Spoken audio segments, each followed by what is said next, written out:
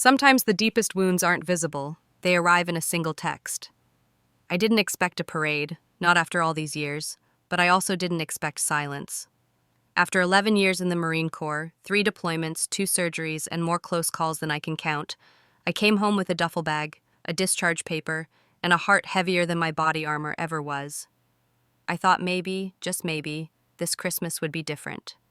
Quieter, yes, but not cold. Instead, I opened my phone to find a message from my father, just one. "Don't bother coming this Christmas. We've decided it's best you stay away this year.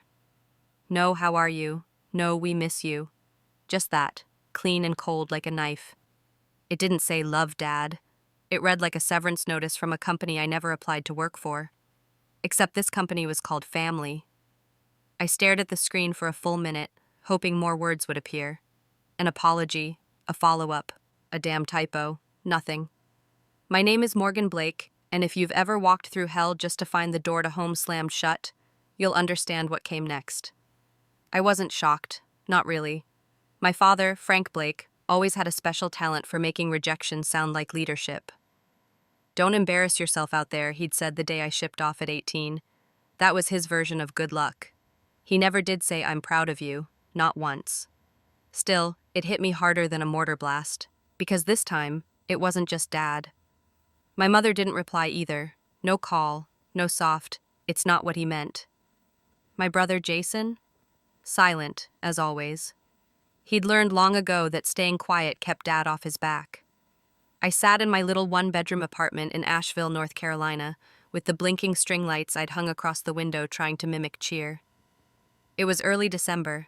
The air outside was sharp with frost, the streets humming with carols and peppermint. And inside my chest, nothing. I typed back one word. Fine. Not the kind of fine where you're secretly hoping someone will ask again. No. This was the kind of fine that comes with finality. The kind that draws a line. The kind that says, "You won't get another chance to hurt me." I closed my laptop, deleted the flight ticket I'd booked weeks earlier, poured myself a glass of wine and raised it to the empty air. "To Family," I said out loud, whatever that means anymore. 5 days later, the calls started. 10 missed, 1 from Jason, 4 from Mom, 1 from Dad, and 1 from their lawyer. That was the one that made my heart stop, because by then, it was too late to undo what I had already set in motion, too late to unsay what they said, too late to unwrite the letter I'd sent, sealed, stamped, and delivered. They thought I would come back. I always did. Forgiving, loyal, hungry for crumbs of love they never meant to give. But this time, I wasn't the girl who left. I came back wearing a different kind of armor. And they were about to learn something no parent should ever forget. A daughter who stops chasing her father's love is the most dangerous kind of woman. Sometimes it's not war zones that hurt you the most. It's the places you called home. I was 18 when I stood on the steps of the Greyhound bus station, duffel bag in one hand and papers in the other, wearing a uniform still too big for me. My heart was pounding, not from fear of boot camp, but from the way Dad looked at me before I left. He didn't hug me, didn't say he was proud, didn't even walk me to the curb. Just stood there in the driveway, arms crossed over that flannel jacket he wore every winter like a badge of blue-collar honor, and muttered, "Try not to embarrass yourself out there."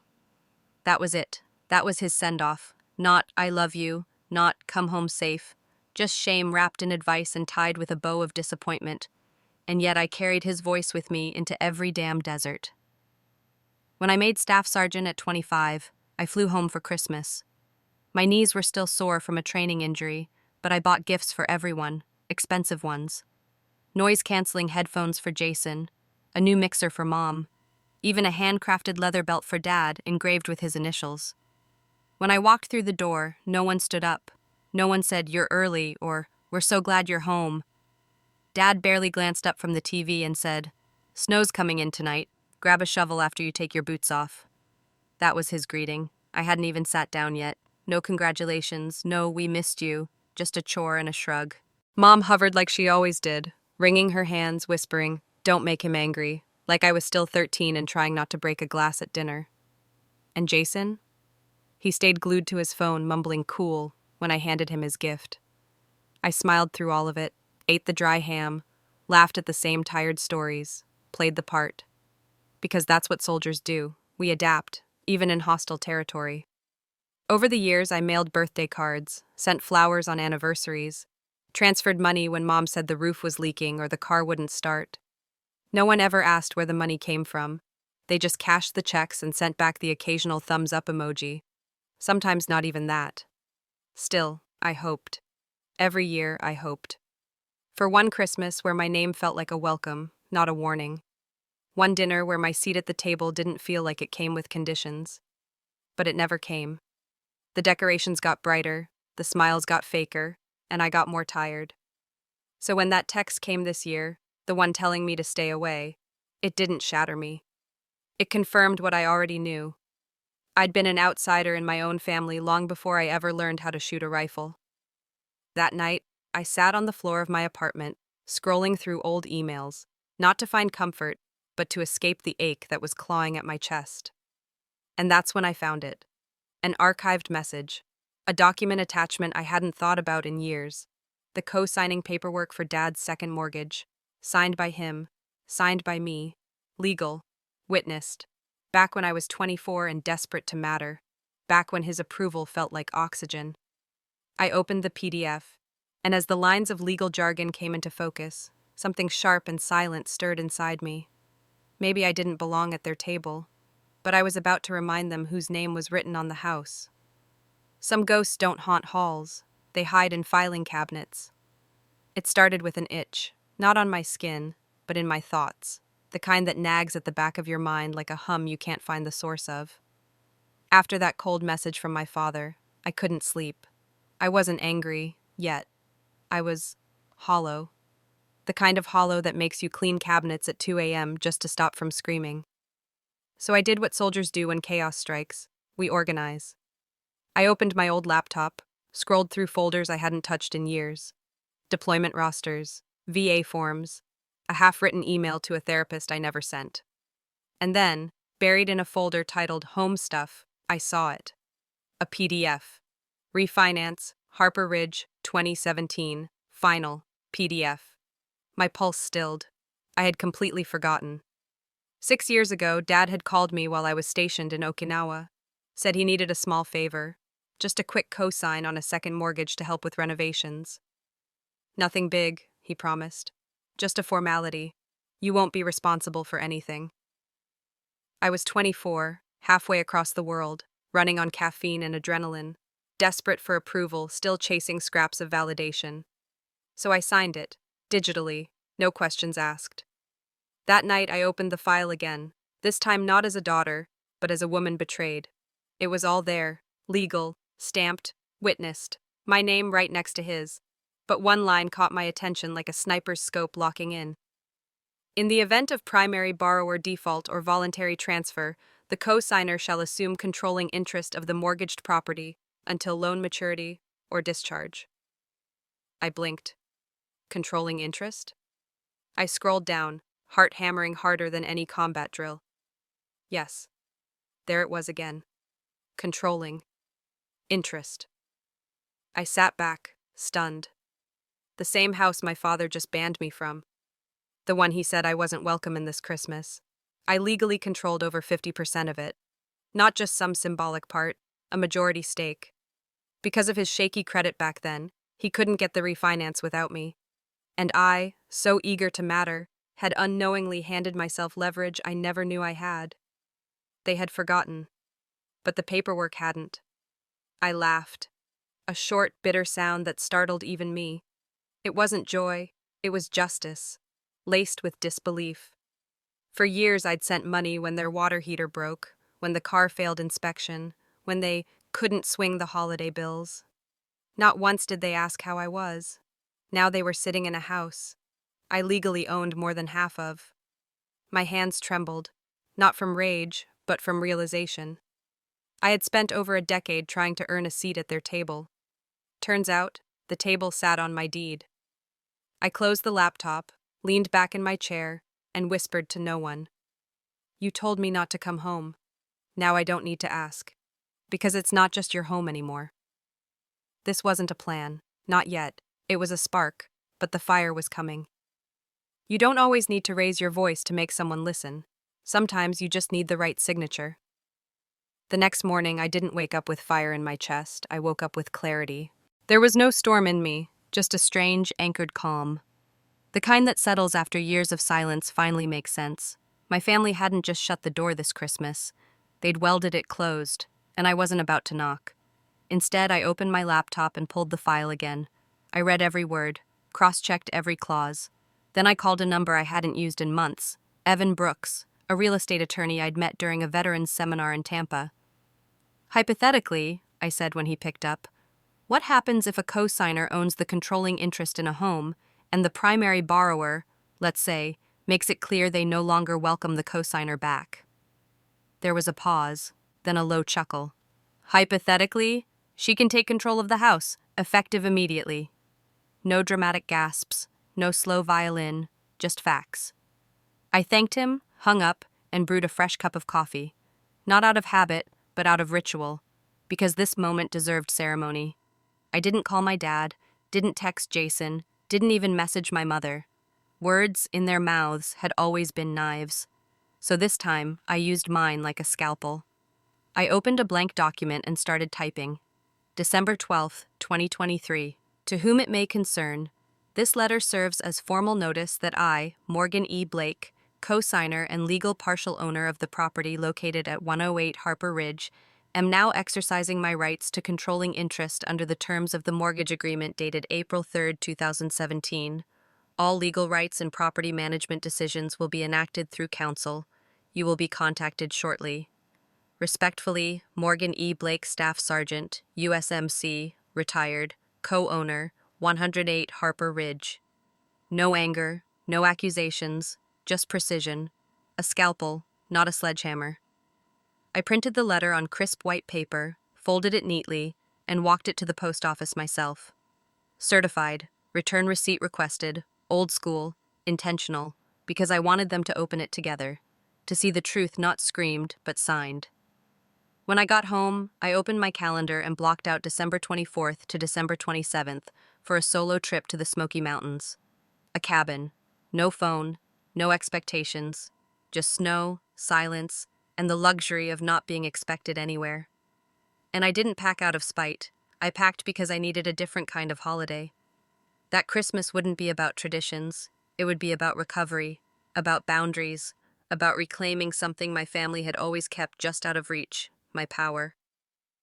5 days passed, then the calls came in. 10 missed, 1 from Jason, 4 from Mom, 2 from Dad, and 1 from a name I didn't recognize until I remembered. Harold L. Vance, attorney at law, their family lawyer. I smiled, not out of revenge, out of recognition. Because I knew exactly what had happened. They had opened the letter, they had read the signature, and they had realized. This time, I wasn't bluffing. It wasn't the betrayal that hurt most. It was realizing how easily they did it. 5 days. That's how long it took. 5 days of silence after I mailed the letter. 5 days of snowfall piling outside my cabin window, untouched by footsteps or expectations. 5 days of peace I hadn't felt in years. Then, the phone lit up like a switchboard. 10 missed calls. 1 from Jason, 4 from Mom, 2 from Dad, and 1 from a man named Harold Vance, the lawyer I hadn't spoken to in over a decade. I didn't answer any of them. Instead, I listened to the voicemails over a cup of black coffee, letting their voices echo off the pine-paneled walls of the cabin. Mom sounded flustered, half whispering like Dad was standing just out of frame. Jason rambled something about overreacting. And Dad? His message was short, sharp, and full of disbelief. "What the hell is this, Morgan? You trying to pull some stunt? Call me back." But the last voicemail, that one was different. Harold Vance spoke like a man trying not to sound alarmed. "Miss Blake, I've received the letter you sent. I'm sure there's been some misunderstanding. Perhaps we could discuss a buyout or negotiate a reassignment of the property note. Let's talk soon, calmly." I hit delete. Because there was no misunderstanding. They just never thought I'd remember, never thought I'd act. That afternoon, I called Bryce Donovan, my old friend from the Corps who now ran a veteran-owned property management company out of Raleigh. I gave him the full rundown. "I don't want drama," I said. "Just a formal walkthrough. Keep it professional." "You got it," Bryce replied. We'll handle it clean. 2 days later, his team visited 108 Harper Ridge, and that's when everything snapped into focus. I was sitting by the fireplace, flipping through a dog-eared copy of The Things They Carried, when my phone buzzed. "Hey, Morgan," Bryce said, his voice low. "We did the walkthrough." "How bad is it?" He hesitated. "Cosmetically, not awful. Structurally, some leaks in the basement, mold near the windows, but—" I waited. "There are 2 tenants," he said finally. "College kids, one upstairs, one in the basement, sublets, no leases, cash only, from what we could tell." I sat frozen. They had rented out parts of the house, my house, used my name to secure the loan, used my silence to run a side hustle, and then told me not to come home. The betrayal wasn't loud. It didn't scream. It whispered. And that whisper hit deeper than any war zone. Not because they made money, not even because they hid it, but because they used me, again, and thought I'd stay quiet, again. My hands didn't shake, my heart didn't race, I just felt tired. Tired of being the loyal daughter who paid the bills but never got a seat. Tired of being a name on their emergency contacts but never in their family photos.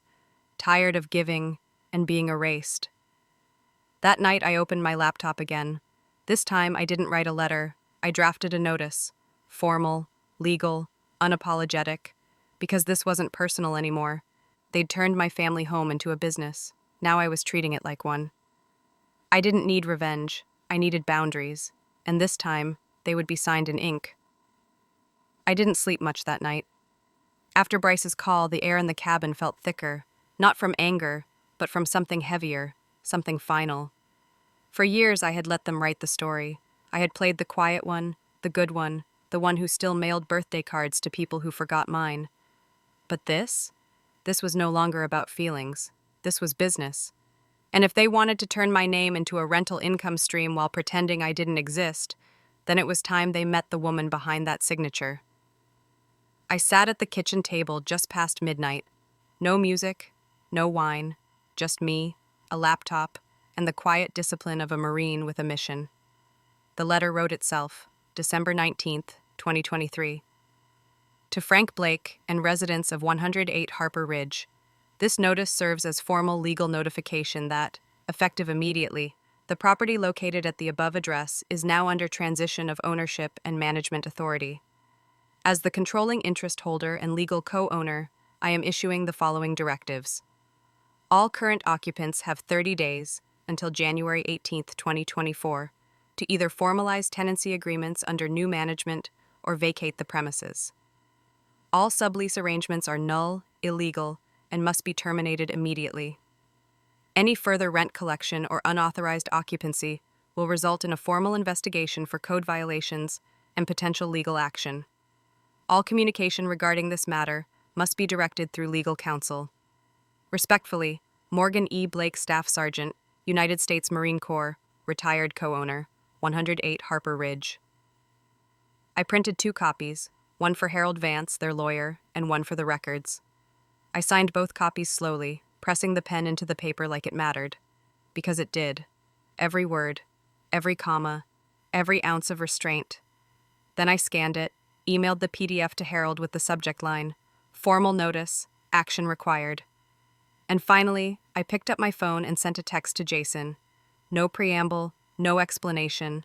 Check your mailbox, just that. Because when someone uses your silence as permission, the loudest thing you can ever do is draw a line and say nothing else.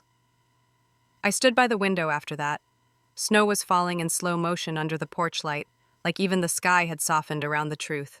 For the first time, I wasn't waiting for an answer, wasn't hoping for apology.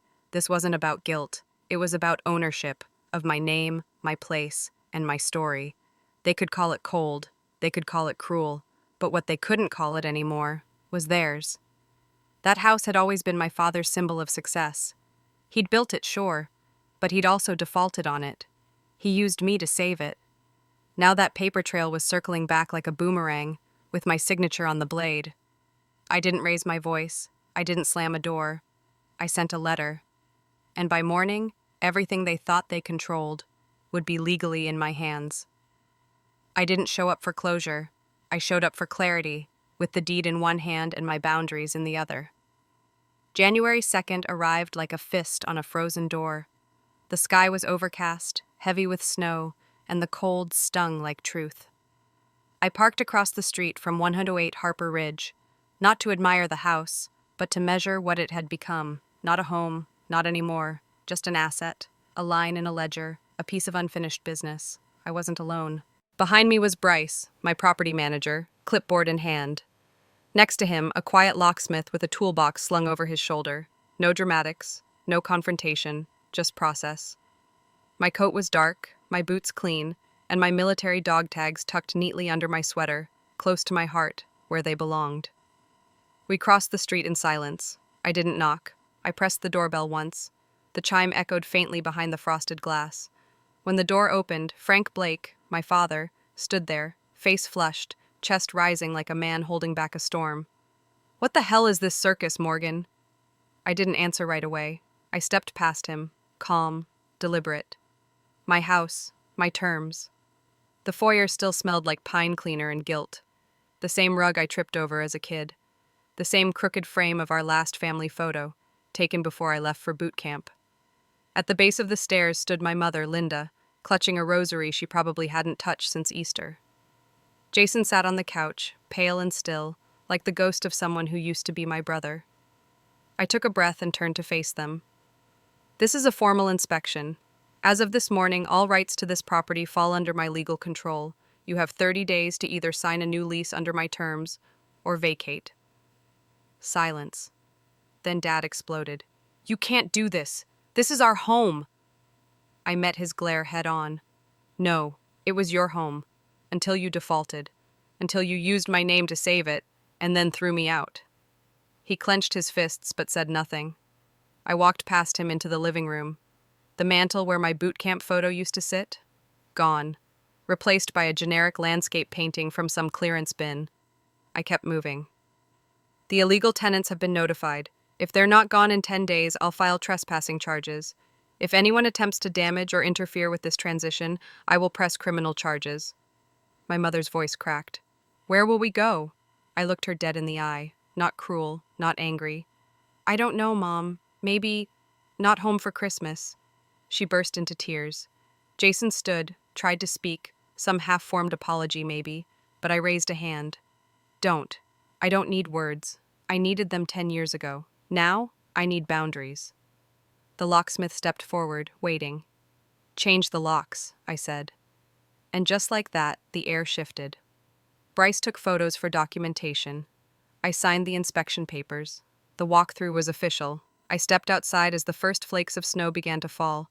Each crunch beneath my boots was its own small, satisfying sound. Not vengeance, not regret, resolution. I didn't look back, because the girl who once begged for a place in that house was gone. And the woman walking away, she owned the damn place.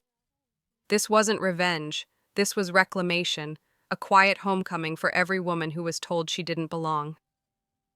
January 31st came without protest.